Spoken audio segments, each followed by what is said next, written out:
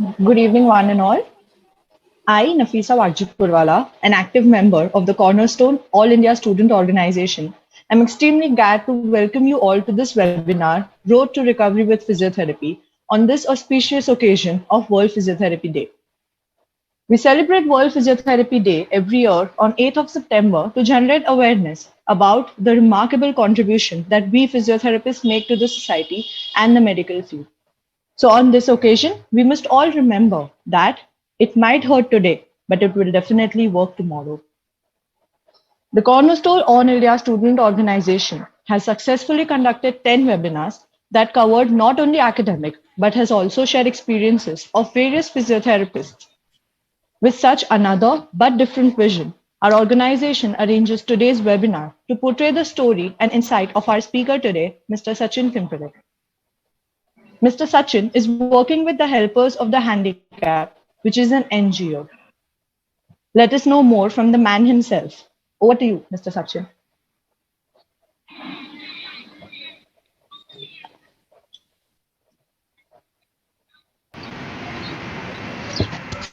Sachin sir?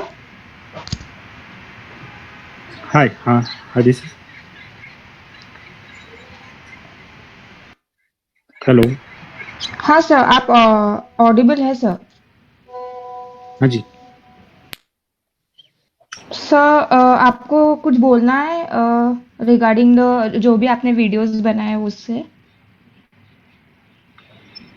हाँ बिल्कुल, मुझे बोलना है। First of yes all sir. Thank you for the giving me this golden opportunity. क्योंकि हमारे यहाँ क्या है कि कोई प्लेटफॉर्म ही नहीं अवेलेबल नहीं है हमारे यहाँ कि कोई अपनी बात रख सके और कोई समझने वाले भी नहीं है। लेकिन आपने कॉर्नरस्टोन ऑर्गेनाइजेशन ने मुझे ये बात रखने के लिए, मेरा एक्सपीरियंस शेयर करने के लिए जो प्लेटफॉर्म अवेलेबल करके दिया, उसके लिए मैं सबका धन्यवाद देता हूँ। और मैं हमारे देश के सभी फिजियोथेरेपी डॉक्टरों को आज के दिन पर बहुत बहुत शुभकामनाएं भी देता हूँ। और मेरा जो एक्सपीरियंस था फिजियोथेरेपी का वो काफ़ी पेनफुल था, लेकिन सक्सेसफुल भी रहा मेरे लिए। जो कि ऑर्थोपेडिक डॉक्टरों ने मुझे बताया गया था कि आपका कुछ होने वाला है नहीं, लेकिन मैंने मेरे विल पावर की वजह से और फिजियोथेरेपी ट्रीटमेंट की पैरामीटर्स या जो भी है उनके उसकी वजह से एक bedridden patient to active wheelchair users, जो भी मेरे आज डेली रूटीन है मैं अपने आप खुद करता हूँ। और इसका पूरा क्रेडिट मैं फिजियोथेरेपी डिपार्टमेंट को देना चाहूँगा। और हमारे देश में अगर कोई ऐसे पेशेंट्स है हैंडीकैप है तो उन्होंने जल्द से जल्द फिजियोथेरेपी ट्रीटमेंट शुरू करनी चाहिए और अपने आप को प्रूव करने की ज़रूरत है। क्योंकि हैंडीकैप हो गया इसके लिए हम पूरी ज़िंदगी अपने आप को एक कमरे में बंद नहीं करा सकते हैं, क्योंकि दुनिया में जीने का हक सभी को है। और इसके लिए हमें भी ट्राई करना चाहिए, जितना हो सके हमें अपने आप को पुश करना चाहिए और दुनिया के सामने प्रेजेंट होना चाहिए। तो मैं अभी अपने वीडियोस शेयर करने की सुझाव देता हूँ डॉक्टर हाजी। क्या प्लीज़ आप मेरे वीडियोस शेयर करेंगे वहाँ से प्लीज़? Yes sir. सर मैं करती हूँ start sharing. Yes, Sachin. Okay ma'am, thank you.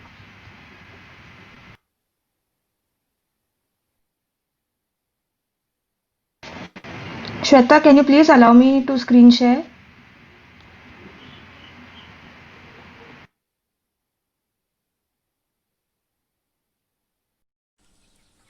Hi, this is Sachin Pimpre.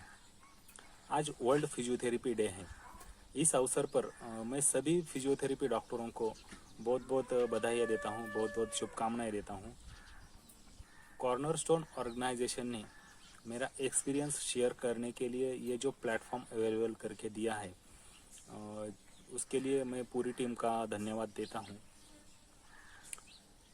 हमारे देश में ऐसे कई सारे जगह है, कई सारे इलाके हैं, वहाँ के लोगों को फिजियोथेरेपी के बारे में पता नहीं है, फिजियोथेरेपी क्या होती है ये भी मालूम नहीं है। तो जितना हो सके हमें खुद इंडिविजुअली और government of India, government of Maharashtra को फिजियोथेरेपी अवेयरनेस के ऊपर काम करने की अभी भी ज़रूरत है, क्योंकि फिजियोथेरेपी ट्रीटमेंट उन लोगों के लिए ज़रूरी होती है जिनके साथ कुछ ना कुछ इंसिडेंट होते हैं और वो अपने फिज़िकल प्रॉब्लम्स स्टार्ट होते हैं उनके साथ, और कई सारे ऐसे महंगे ऑपरेशंस करा के भी लोग पूरी तरह से ठीक नहीं होते हैं, जो कि अपने आप को कमरे में बंद करा देते हैं और लाइफ जैसे जैसे काटते हैं। लेकिन मैंने ऐसे कई सारे लोग देखे हैं जो कि फिजियोथेरेपी ट्रीटमेंट लेने के बाद अपना नॉर्मल लाइफ, नॉर्मल रूटीन जी पाते हैं।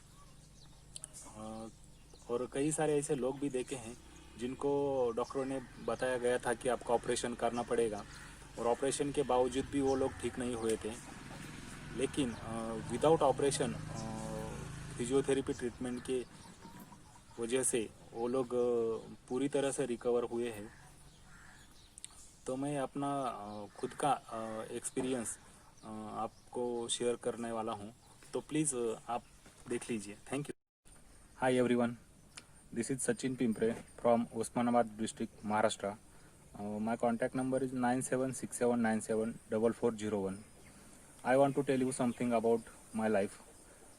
2013 में मेरा एक एक्सीडेंट हुआ था जिसमें मुझे पैराप्लेजिया नाम का बीमारी हुआ है।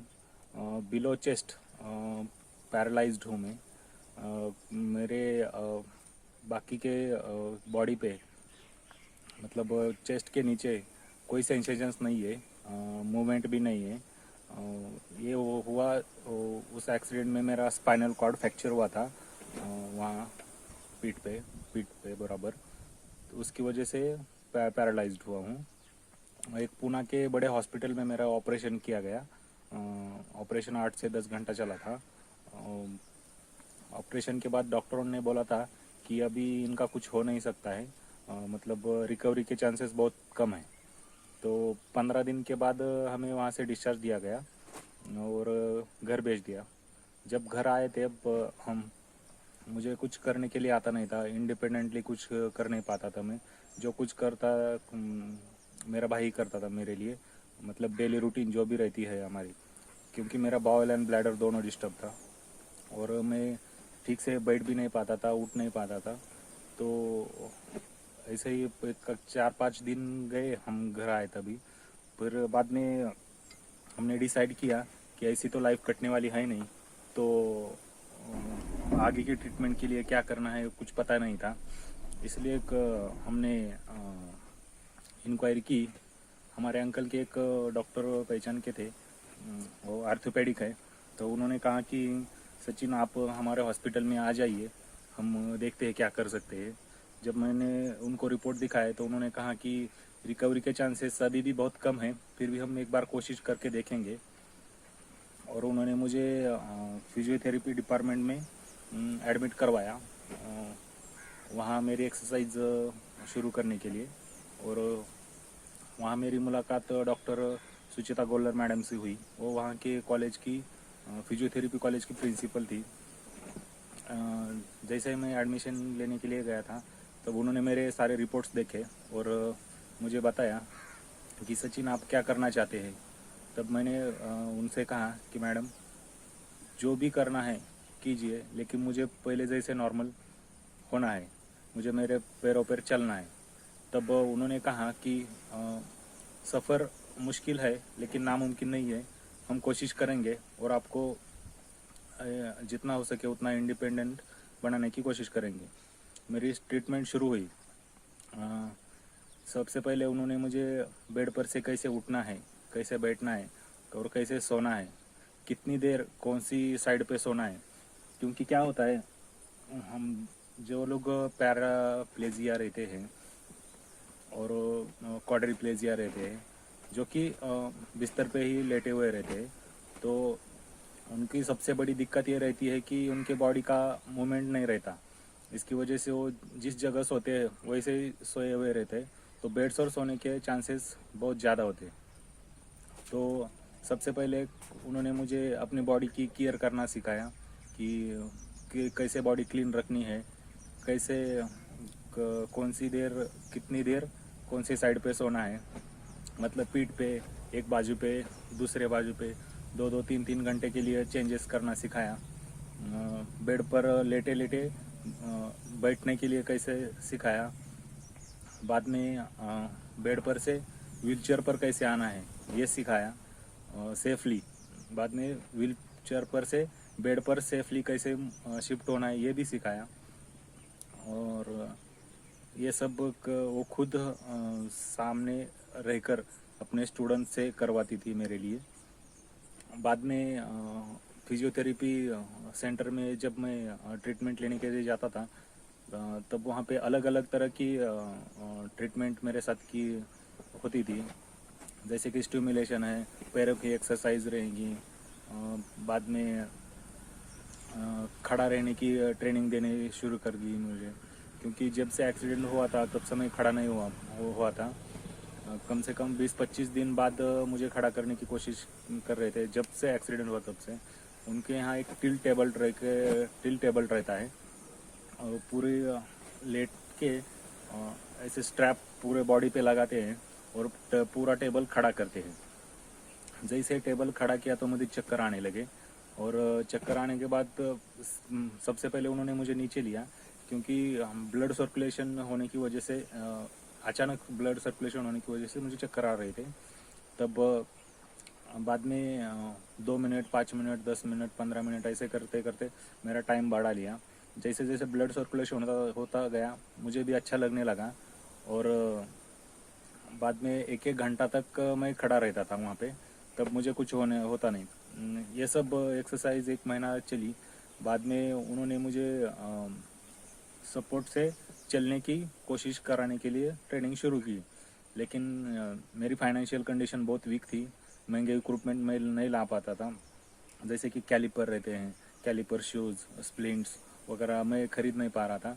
तब उन्होंने एक आइडिया लगाया वहाँ पे और वुडन प्लेट, लकड़ी के 2 इतने 1.5 फुट के टुकड़े लिए, उसको कॉटन से रैप करके स्टिकिंग टेप से चिपका लिया और दोनों घुटनों के पीछे लगा के पूरा नी बेल्ट से पैक किया, स्ट्रैप्स लगा के, और फुट स्प्लिंट रहती है वो दोनों पैरों में पहन ली और मुझे वॉकिंग करने के लिए खड़ा किया। तो खड़ा होने के लिए नहीं आता था मुझे, तो सिर्फ हाथ में ताकत थी वो भी कम थी। 3-4 लोगों ने मुझे खड़ा किया, स्टूडेंट्स लोगों ने। मेरा भाई मेरे साथ था। जब से एक्सीडेंट हुआ तब से मेरा भाई साथ था, सब कुछ मेरा वही करता था। 4-5 स्टूडेंट्स और खुद मैडम थी, उन्होंने मुझे खड़ा किया और एक दो स्टेप चलाने के लिए कोशिश किया, लेकिन मुझे कुछ आता नहीं था। सिर्फ चेस्ट से ऊपर पावर थी, नीचे कुछ नहीं था। फिर भी उन्होंने मुझे ट्रेनिंग शुरू की और पहले 1-2-4 कदम चलता था, थक जाता था, पसीना आता था, पेन होता था, क्योंकि पीठ में रॉड है, प्लेट्स है, तो बहुत तकलीफ होती थी मुझे। उन्होंने तो फिर रेस्ट करने के लिए व्हीलचेयर मंगाते थे, व्हीलचेयर पे बैठता था मैं। फिर 5 मिनट 10 मिनट रेस्ट करने के बाद वापस चलता था। ऐसे करते करते मैं पहले एक 10 फीट 15 फीट तक सिर्फ चल पाता था और बाद में ये सब रोज़ हम 1 से 1.5 घंटा ये सिर्फ चलने की प्रैक्टिस करते थे। सुबह शाम 2 टाइम ट्रेनिंग करते थे और बाकी समय में भी बाकी ट्रीटमेंट चलती थी। एक्सरसाइज करवाना, स्टिमुलेशन देना, मसाज करना, ये सब चलता रहता था। बाद में चलने के लिए मुझे काफ़ी पावर्स मिलने लगी, हाथ की भी पावर बढ़ गई मेरी और जैसे जैसे चलता था वैसे वैसे मुझे अच्छा लगने लगा था। इसीलिए मैं मेरी विल पावर की वजह से और उन ट्रीटमेंट की वजह से चल सक रहा था। माना कि सपोर्ट लेके चलता था लेकिन चल पाता था। कुछ 15 से 20 दिन से चलने के बाद मुझे अच्छा लगने लगा था ना, तब मैं एक स्टूडेंट्स उसमें से सपोर्ट्स निकलते गए मेरे। जैसे 1 से 1.5 महीना हुआ तब सिर्फ एक स्टूडेंट मेरे पीछे और मैडम बाजू से चलती थी। सिर्फ पीछे सपोर्ट के लिए रहता था, जो कुछ करना है सब मैं करता था। वॉकर मूवेबल वॉकर रहता, तो मूवेबल वॉकर पर से मैं चलता था कम से कम 50 मीटर तक विदाउट सपोर्ट मैं खुद चल पाता था। और जब मैं ट्रेनिंग लेने के लिए वहाँ गया था तब मैंने देखा वहाँ कि बहुत सारे ऐसे पेशेंट्स थे कि डॉक्टरों ने कहा था कि इनका ऑपरेशन करना होगा नहीं तो इनको बहुत बड़ी दिक्कत होगी।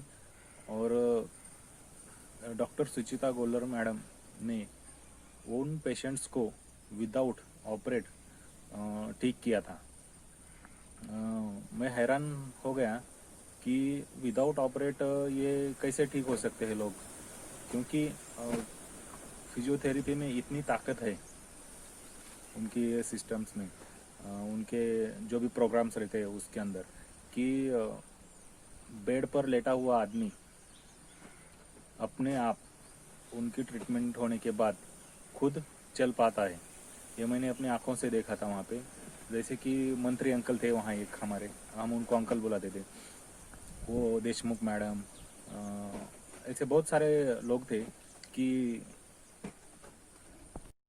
ऐसे बहुत सारे लोग वहाँ आते थे और अपनी विदाउट ऑपरेशन अपनी सक्सेसफुली ट्रीटमेंट लेके जाते थे। वो खुद मैंने उनको वहाँ देखा हुआ है। तो मैं सिर्फ इतना कहना चाहूँगा कि जैसे मुझे बोला गया था ऑपरेशन होने के बाद मेरे डॉक्टर ने कि इनका कुछ नहीं हो सकता है, फिर भी मैं अपनी विल पावर की वजह से और फिजियोथेरेपी की ट्रीटमेंट की वजह से, माना कि पूरी तरह से 100% रिकवर नहीं हुआ हूँ, लेकिन मैं आज मेरी जो भी डेली रूटीन रहती है वो मैं खुद इंडिपेंडेंटली करता हूँ। जैसे कि सुबह उठने के बाद बाथरूम जाना, नहाने के बाद वापस आके खुद से कपड़े पहनना, अपने कपड़े खुद धोना, खुद सुखाने के लिए डालना।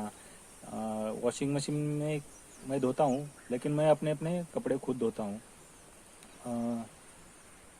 एक बेड रिडन पेशेंट अगर ये सब कर सकता है अपनी विल पावर की वजह से और ट्रीटमेंट की वजह से, तो ऐसे हमारे राज्य में, देश में या पूरी दुनिया में कितने लोग रहेंगे कि उन लोगों ने अपने आप को एक कमरे में बंद किया हुआ है।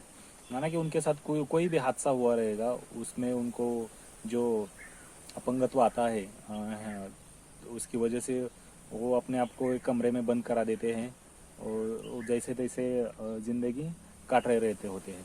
मगर ये सब गलत है।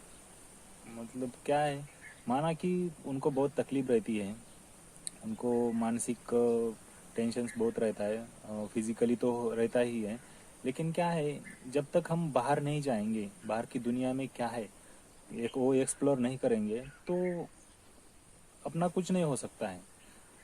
तो मैं ये वीडियो के माध्यम से उन भाइयों और बहनों को कहना चाहूँगा कि आप बाहर निकलिए। बाहर निकलने के बाद अपने नज़दीकी हॉस्पिटल में संपर्क कीजिए।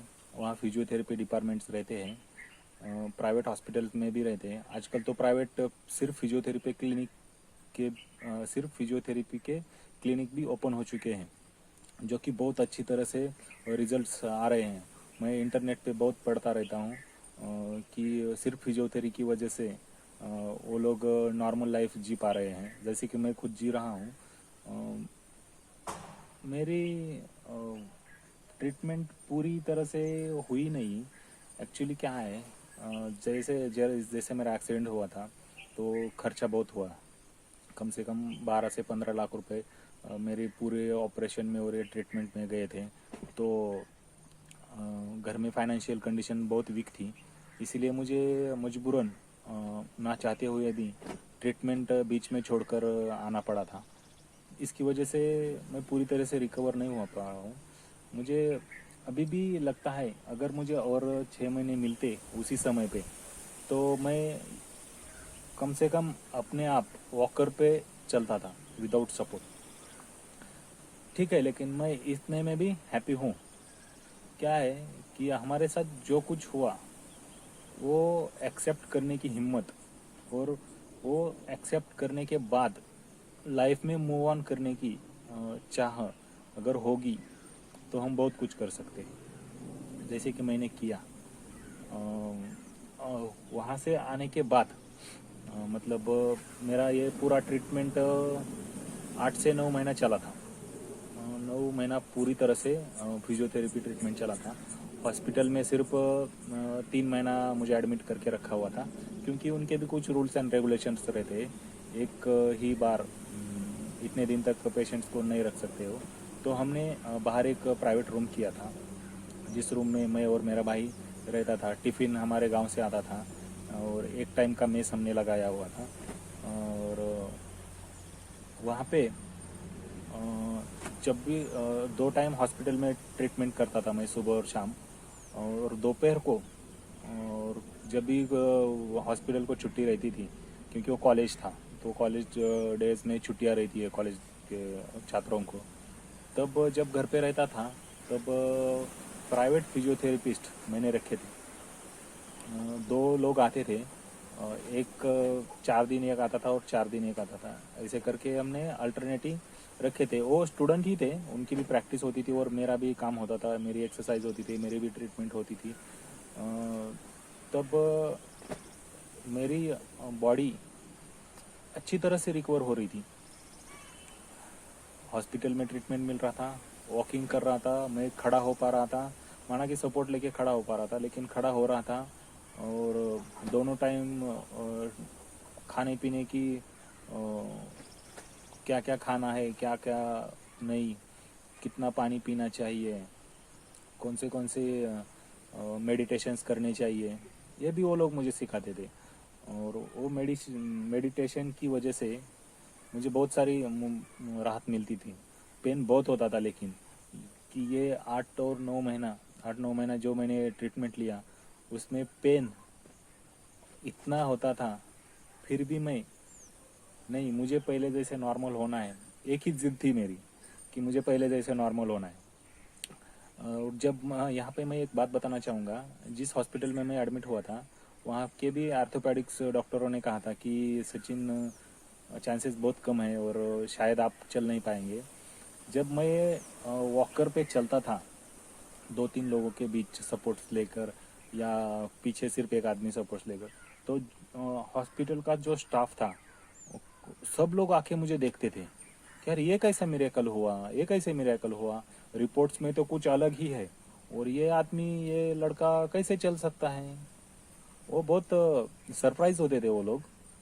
और मुझे भी अच्छा लगता था कि मतलब ऐसा कहना नहीं चाहिए, लेकिन डॉक्टरों का मानना मैंने झूठ साबित कर दिया था,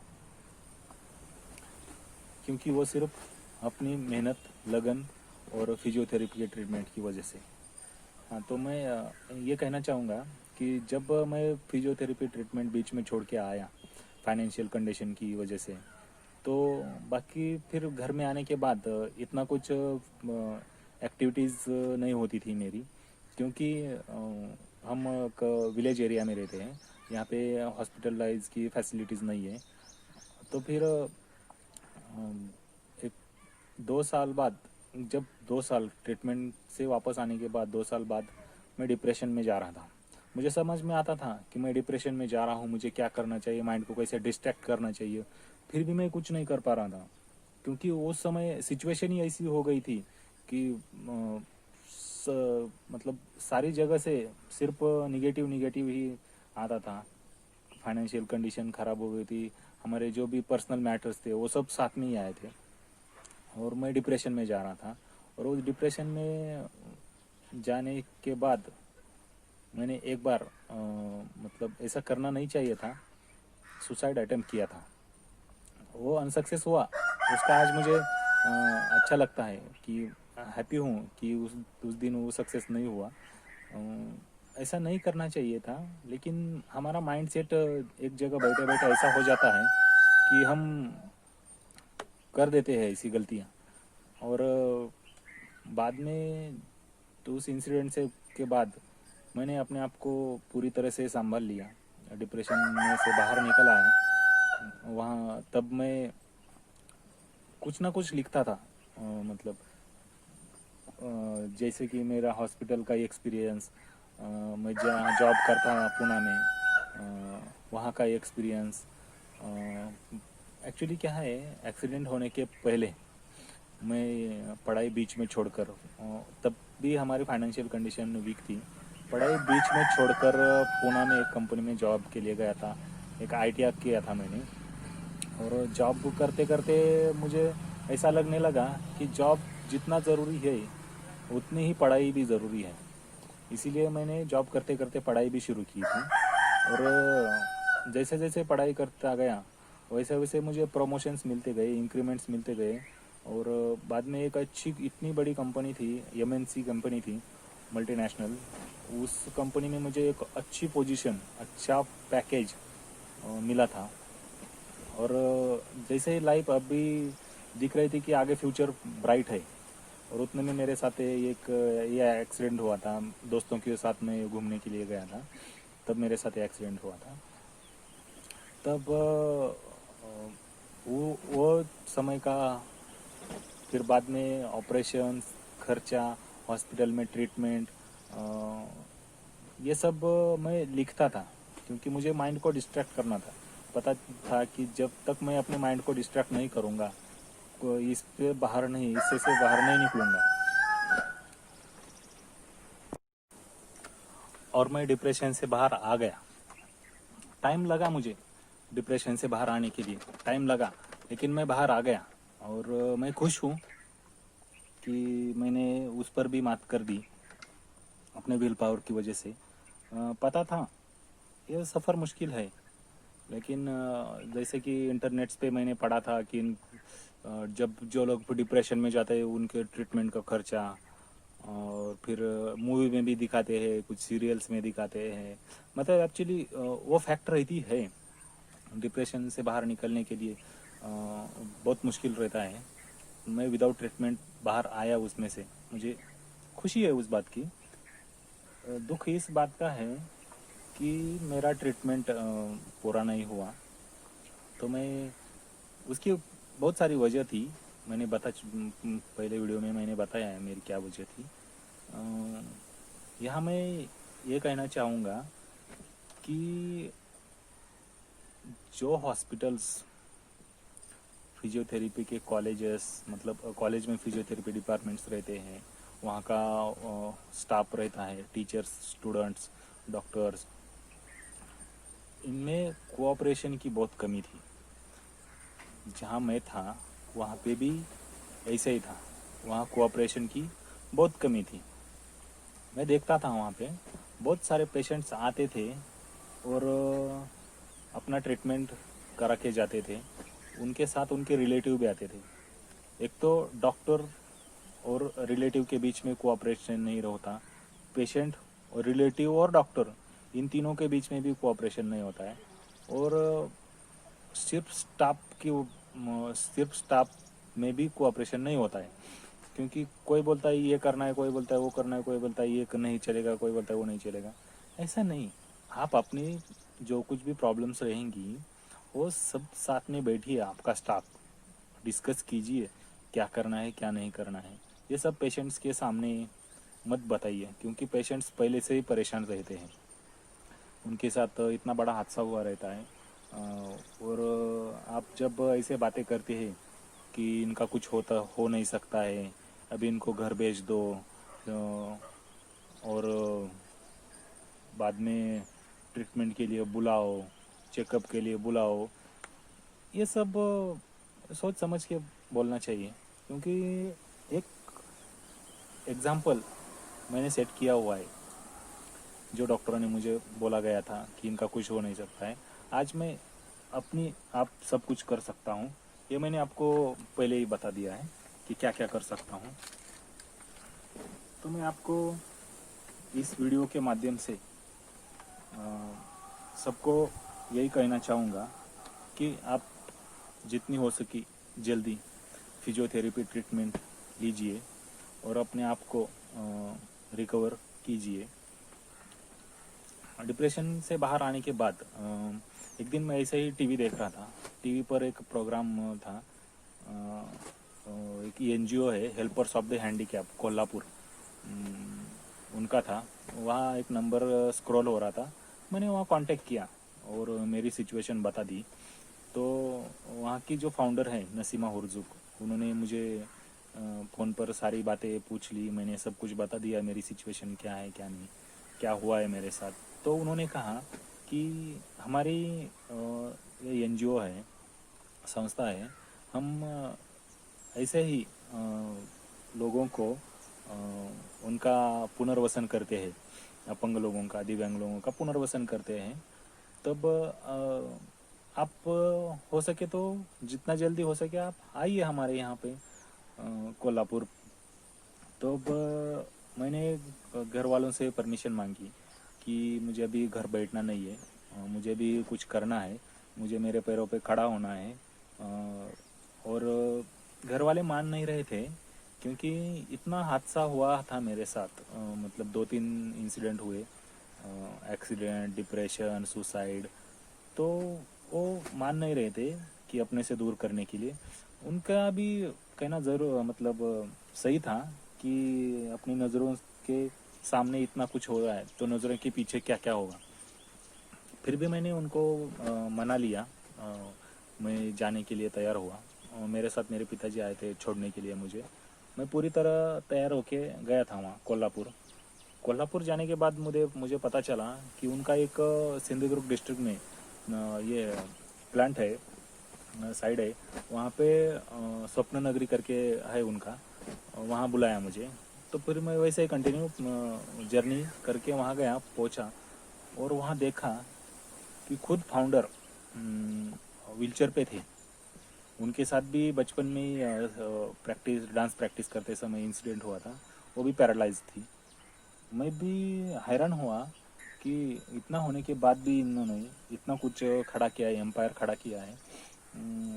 और जिस समय मैं वहाँ गया, एक साथ 100 से ज़्यादा, 100 से ज़्यादा लोग हैंडीकैप देखे मैंने। और उनकी सिचुएशन अलग अलग सिचुएशन में थे। किसी का हाथ नहीं था, किसी का एक पैर नहीं था, कोई पैरालाइज था, कोई वॉकर पे चलता था, कोई ट्राइपॉड स्टिक लेके चलता था, कोई क्रचेस लेके चलता था, कोई पोलियो केसेस थे। इन सबको महाराष्ट्र के बाहर से वो लोग आए हुए थे, कर्नाटक से, बहुत जगह से आए हुए थे लोग। सब लोग एक जगह, एक छत के नीचे रहते थे, काम करते थे और हंसी खुशी रहते थे। तब मुझे रियलाइज़ हुआ कि मैंने वो सुसाइड अटेम्प्ट जैसी बेवकूफ़ी जो की थी वो गलत थी। और शायद ऐसा किसी को नहीं करना चाहिए, तो मैंने किया था। ये लोग इतना इनके साथ होने के बाद भी कितने खुश है, कितने हैप्पीली है, कितने मतलब इंडिपेंडेंट है, घर वालों के ऊपर थोड़ा भी डिपेंडेंट नहीं हो, खुद कमाते हैं, खुद अपने खर्चे उठाते हैं। मुझे अच्छा लगा, मैंने ज्वाइन कर दिया। तुरंत मैंने ज्वाइन कर लिया। बाद में 2 महीना जाने के बाद जैसे मेरा पिछला एक्सपीरियंस था कंपनी का, तो वहाँ के फाउंडर ने मुझे बुलवा लिया था और पूछा था कि आप देखिए क्या कर सकते हैं, जो आपका एक्सपीरियंस था वो अगर यहाँ यूज़ होता है, हो सकता है तो हम करेंगे। तो मैंने मेरा टैलेंट वहाँ यूज़ किया, काफ़ी कुछ चेंजेस किए हमने। और मैं खुश था, खुश हूँ। और कि मेरे साथ जो कुछ हुआ वो सब भुला के, स्ट्रगल करके, मेहनत करके आज यहाँ तक पहुँचा हूँ। तो आगे भी करूँगा। शायद मुझे बहुत कुछ करना है आगे, और मैं हमेशा ट्राई करता रहूँगा कि कुछ अलग करूँ, और सुसाइड अटेम्प्ट जैसी बेवकूफ़ी बाद में ना करूँ, और हर किसी को सलाह दूँ कि ऐसी बेवकूफ़ी ना करे।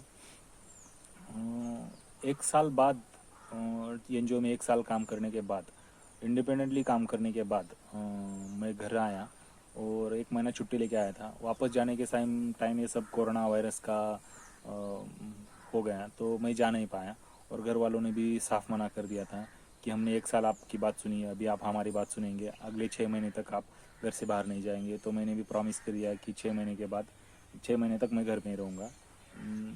यहाँ आने के बाद मुझे अभी खाली समय मिला, माइंड भी चेंज हुआ है मेरा, पॉजिटिविटी बहुत सारी आ चुकी है।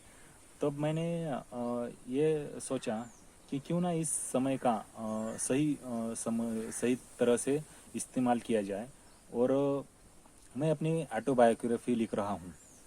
हाँ, इस उम्र में। हाँ, पता है मुझे मेरी उम्र कम है, सिर्फ मैं 29 ईयर्स का हूँ, और इस उम्र में ऑटोबायोग्राफी लिखना मतलब आगे की लाइफ बहुत सारी है, लेकिन जितना आज तक एज ऑन टुडे तक मैं अपनी ऑटोबायोग्राफी लिख रहा हूँ पिछले 1 डेढ़ महीने से, और काफ़ी हद तक लिख चुका हूँ। और मैं लिखना चाहूँगा। मैं यहाँ पूरा एक्सपीरियंस लिखने वाला हूँ, जैसे मेरा बचपन, एजुकेशन, जॉब स्ट्रगल, सक्सेस, बाद में इंसिडेंट, हॉस्पिटल में ट्रीटमेंट, उसके बाद सुसाइड अटेम्प्ट, उसके बाद घर की फाइनेंशियल कंडीशन, उसके बाद एनजीओ के बाद तो आया हूँ। तब ये सब मैं लिखने वाला हूँ। अब जब यहाँ आया तब मैंने सोचा नहीं था कि मैं ये सब करूँगा, लेकिन कॉन्फिडेंस की वजह से मैं करने की कोशिश करूँगा। सक्सेस मिलता है नहीं मिलता है वो बात अलग है, फिर भी मैं करूँगा.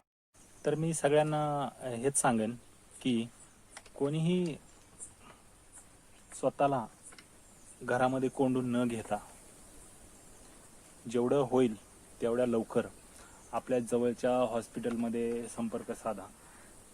तुमची शारीरिक अवस्था कुठलीही असू देत, तुम्हाला कुठल्या प्रकारचं अपंगत्व असेल किंवा ॲक्सिडेंटमध्ये झालेला असेल किंवा काही असू देत, तुमच्यासोबत जे काही झालेलं आहे त्याला त्याच्यावर एकच उपाय आहे, जो की फिजिओथेरपी. फिजिओथेरपीने नको नको असलेली बेडवर पडून राहिलेली माणसं मी स्वतः माझ्या डोळ्यांनी रिकवर झालेली पाहिलेली आहेत. तर तुम्ही सगळ्या जणांनी विचार करा. या व्हिडिओमधनं मी सांगितलं माझी स्टोरी छोटीशी. सांगण्यासारखं बरंच काही आहे, पण या व्हिडिओच्या मार्फत सांगणं थोडंसं कठीण जाईल. ते मी जसं बोललोय की सगळ्यांनी जेवढ्यात लवकरात होईल लवकर तेवढ्या लवकर फिजिओथेरपी डिपार्टमेंट जॉईन करा. त्या ठिकाणी आपली शारीरिक अवस्था काय आहे ते समजून घ्या. आपण काय करू शकतो ते त्या ठिकाणी आपल्याला सांगितलं जातं. प्रत्येकाने आपलं काळजी घ्यायलाच पाहिजे. आता जे कोणी ट्रीटमेंट घेऊन घरी आलेले आहेत त्यांनी बेड सोर्ससाठी स्वतःला जपलं पाहिजे. जितकं होईल तितकं ॲक्टिव्ह राहिलं पाहिजे. आता मी माझं डेली रुटीन अतिशय व्यवस्थितपणे हँडल करतो आहे. सकाळी उठून दैनंदिन जी कामं असतात ती कामे करून थोडासा वेळ बेडवर आराम करून मग नंतर लिहित बसतो. दुपारचं जेवण, त्याच्यानंतर थोडा आराम करून 4 वाजता संध्याकाळच्या वेळेस स्वतः व्हीलचेअरवर घरातनं बाहेर येतो. हे पूर्ण एरिया जो आहे आमचा, त्या एरियामध्ये मी व्हीलचेअरवर फिरत राहतो. त्याच्यानंतर संध्याकाळचं वरती रूममध्ये येऊन टी व्ही पाहत बसणं, जेवण करणं, हे चाललेलं आहे माझं. म्हणजे तर असंच सगळ्यांनी डेली रुटीन करा. स्वतःला जेवढं ॲक्टिव्ह ठेवता येईल तेवढं ठेवण्याचा प्रयत्न करा. कारण जेवढं तुम्ही स्वतःला ॲक्टिव्ह ठेवाल तेवढी बॉडी पॉझिटिव्ह एनर्जी आपल्यामध्ये ॲब्झॉर्ब करत असते. आणि जेव्हा आपल्याकडे पॉझिटिव्ह एनर्जी असते तेव्हा आपण असाध्य गोष्टीसुद्धा साध्य करू शकतो, जसे की मी केलं आहे. आणि आपल्याकडं या ठिकाणी बोलावं की नाही माहीत नाही, पण बोलतो मी. केंद्र सरकार आणि राज्य सरकार बऱ्याचशा स्कीम डेव्हलप करत असतं हँडिकॅप लोकांसाठी, दिव्यांगांसाठी, पण ते ॲक्च्युली त्यांच्यापर्यंत पोचत नाहीत. माझ्यापर्यंत अजूनही एकही स्कीम पोचलेली नाही. मी बऱ्याच ठिकाणी गेलो, चौकशी केली. त्या ठिकाणी गेल्यावरची असलेली वागणूक खूप खराब आहे, ॲक्च्युली खराब आहे. लोकांचा बघण्याचा दृष्टिकोन दिव्यांगांकडं खूप वेगळा आहे. आपल्याकडं केंद्र सरकारने मध्यंतरी एक GR काढलेला आहे की अपंग म्हणायचं नाही, दिव्यांग हा शब्द वापरायचा. पण याच्यातून साध्य काय केलं बाबा? फक्त दिव्यांग हा शब्द लावला म्हणजे काय साध्य झालं? लोकांच्या नजरा बदलल्या का? लोकांच्या बघण्याचा पॉईंट ऑफ व्ह्यू बदलला का दिव्यांगांकडे? किंवा केंद्र सरकार राज्य सरकारने ज्या काही स्कीम डेव्हलप केल्या त्या ॲक्च्युली त्यांच्यापर्यंत पोहोचल्या का, हे रिव्ह्यू कोणी घ्यायचं, हे कोणी बघायचं, हे बघायला पाहिजे. सहज चौकशी जरी करायला गेलेला असेल तरी त्यांना कुठले कागदपत्र नाही आहेत, हे नाही, तुमचे पुरावे नाहीत का, कुठल्या ना कुठल्या कारणावरून वापस पाठवलं जातं. आणि माझा स्वतःचा एक्सपिरियन्स मी सांगतो की मी एका हॉस्पिटलमध्ये हँडिकॅप सर्टिफिकेट काढायला गेलो होतो. त्या ठिकाणी मला 4 वेळा वापस यायला लागलं होतं. कुठले ना कुठले कागदपत्र तर नाहीत, कुठले साहेबच हजर नाहीत, कुठले डॉक्टरच आलेले नाहीत, कम्प्युटरच बंद आहे, आपल्याकडे इंटरनेट सर्व्हरच डाऊन आहे, असे वेगवेगळे कारणं सांगितली गेली मला. माझा प्रत्येक वेळी जाण्याचा खर्च 2,500 रुपये होता. कारण मी जाऊ शकत नव्हतो. व्हीलचेअर माझ्यासोबत एक माणूस, गाडी भाडं, ड्रायव्हर आणि दिवसभर असं 4 वेळा तर मला जायला लागलं होतं ते सर्टिफिकेट काढण्यासाठी. सर्टिफिकेट काढून झालं आहे, परंतु ते आता नवीनच परत आणि युनिक आय डी काहीतरी सरकारने काढायला सांगितलं असेल. त्याची गरज आहे माहीत नाही मला, आहे किंवा नाही, पण ते आम्ही तिथं जायची काय आवश्यकता आहे. तुमच्याकडे जर सगळे आमचे डिटेल्स असतील व्हेरीफाय करून, आपल्याकडं शासकीय स्टाफ एवढा मोठा आहे, तर तुम्ही जे कोणी दिव्यांग असतील त्यांना कमीत कमी खर्चामध्ये सहजासहजी उपलब्ध होईल असं काहीतरी करा ना. किती खर्च करतंय केंद्र सरकार, राज्य सरकार प्रत्येक गोष्टींवर, पण ते पूर्ण पोचत नाही हो, नाही पोचत. माझा ॲक्सिडेंट होऊन आज 8 वर्ष झालीत. 8 वर्ष. या 8 वर्षामध्ये मी सरकारच्या स्कीममधला एकही रुपया माझ्यापर्यंत पोचलेला नाही. होय, ग्रामपंचायतमध्ये मी 3 ते 4 वेळा माझी डॉक्युमेंट्स दिली, मला काहीच मिळालं नाही. त्याच्यानंतर जे काही अपंगांना, दिव्यांगांना शासनातर्फे वेतन दिलं जातं पर्सेंटेजनुसार त्याच्यासाठी मी ट्राय केला, पण ते कुठल्या ना कुठल्या कारणावरनं त्यांनी मला रिजेक्ट केलेलं आहे. मला याच्यावर म्हणजे कंप्लेंट आहे नाही असं म्हणता येणार नाही. माझं एवढंच म्हणणं आहे की जी कुठली स्कीम असेल ती त्यांच्यापर्यंत पोहोचवा. त्या ठिकाणी शासकीय कर्मचाऱ्यांची वागणूक असेल ती बदला. आपल्या समाजातला अपंगांकडे, दिव्यांगांकडे पाहण्याचा दृष्टिकोन बदला. आणि जर जोपर्यंत आपण स्वतःला बदलत नाही तोपर्यंत जग बदलणार नाही. नुसत्या कागदोपत्री स्कीम तयार करून आणि मोठमोठ्या सभा घेऊन बोलणं म्हणजे सगळं काही नसतं. याला सक्सेस म्हणत नाहीत. ॲक्च्युली काय आहे ते बघायला पाहिजे. मला खरंच कधी कधी खंत वाटते की दिव्यांगाकडं बघण्याचा दृष्टिकोन ज्या हीन नजरेनं बघितलं जातं तो का बदलत नाही आहे. जो कोणी एखाद्या व्यक्ती रस्त्यावरनं चालला असेल, मी इथं बसतो रोज, आमच्या इथून बायका लोक येत जात राहतात, ते अशा नजरेने बघतात माझ्याकडं की यार हे काय आपल्या समाजामध्ये येऊन बसलं. अरे तुम्ही जर माझ्या ठिकाणी असता तर काय केलं असतं, तुमच्यावर ती वेळ आली असती तर तुम्ही काय स्वतःला रूममध्ये कोंडून घेतलं असतं का, स्वतःचा जीव दिला असता का, नाही ना.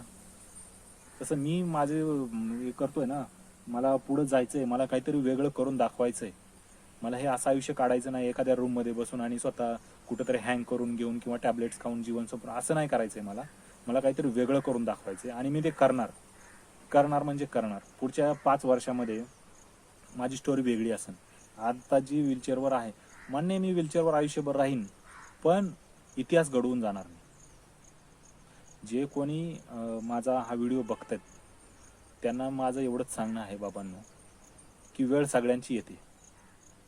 मान्य आहे माझ्यावर आज वेळ वाईट आहे, वेळ सगळ्यांची येते आणि वेळ बदलणार, मी ती बदलणार आणि माझ्यात तेवढी विल पॉवर आहे, मी ते करणार. तर मी माझं आता एवढं बोलून मी संपवतो. जर कोणाला माझं बोलण्यावरनं राग आला असेल किंवा मी काही चुकीचं बोललो असेल असं वाटत असेल तर त्यांनी मला मोठ्या मनाने माफ करा. कारण ह्या ज्या भावना होत्या त्या व्यक्त होणं कुठं तर गरजेचं असतं. जोपर्यंत आपण कुठल्या ठिकाणी एखाद्या ठिकाणी व्यक्त होत नाही तोपर्यंत आपण लाईफमध्ये मूव्ह ऑन होऊ शकत नाही. तर बेस्ट ऑफ लक सगळ्यांसाठी, जे कोणी घरामध्ये असतील, जो कोणी हा माझा व्हिडिओ बघतील त्यांना. की आपल्यामध्ये पण अशी काही ताकद आहे, वेगळी ताकद आहे, आपण करून दाखवू शकतो. इंटरनेटवर बघा, वेगवेगळ्या स्टोऱ्या वाचायला मिळतात, व्हिडिओज पाहायला मिळतात, त्याच्यातनं काही करता येते का, कुठलं काही बघा आणि स्वतःला सिद्ध करून दाखवा, जसं मी करतोय.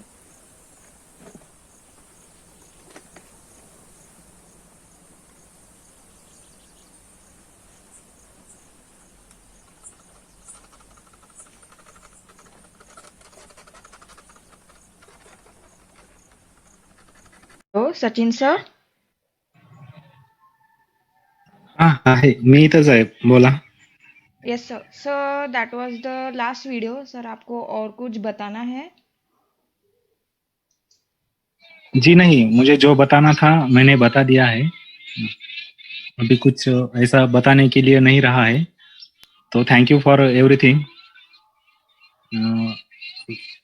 अभी आप लोग कुछ कहना चाहते हैं? Uh, किसी को कुछ पूछना है या बोलना है तो प्लीज बोलिए. yes sir. Yes sir. Yes sir. Thank you so much, sir, for giving us your story about how you have gone through this. I hand over the session now to Dr. Renuka. Okay. Good evening, sir. Thank you so much for good sharing your evening. story. Thank you ma'am. It is very likely to inspire many of us to go on with life and achieve bigger things. Myself, Yes. Dr. Renuka Deshpande. I am Vice President at Cornerstone All India Student Organization. I would like to Okay. take a minute to mention about our organization to you, sir. The organization by the name Cornerstone All India Student Organization, as it goes now, was established by our founder, Dr. Suchita Golhar ma'am, assisted by our national advisor, Dr. Rajesh Sange sir, and our international advisor, Dr. Mahendra Yadav sir, in the month of June with our first event by ma'am herself, along with a speaker from South Africa, Dr. Barry Gates sir, on how to boost immunity and cope up with this pandemic situation. Since then, Dr. Golar ma'am, along with our advisors and team's efforts, have executed 8 individual and a series of such webinars on different topics required by the students. As she believes and always tells us that this organization is for the students and by the students. We are very proud to be a part of this organization, and we thank you, sir. Thank you all for joining us here and sharing the valuable knowledge on the topic. We look forward for more such events with you as our speaker and consistent guidance. Thank you so much, Sachin sir, and all the participants. Okay ma'am, thank you.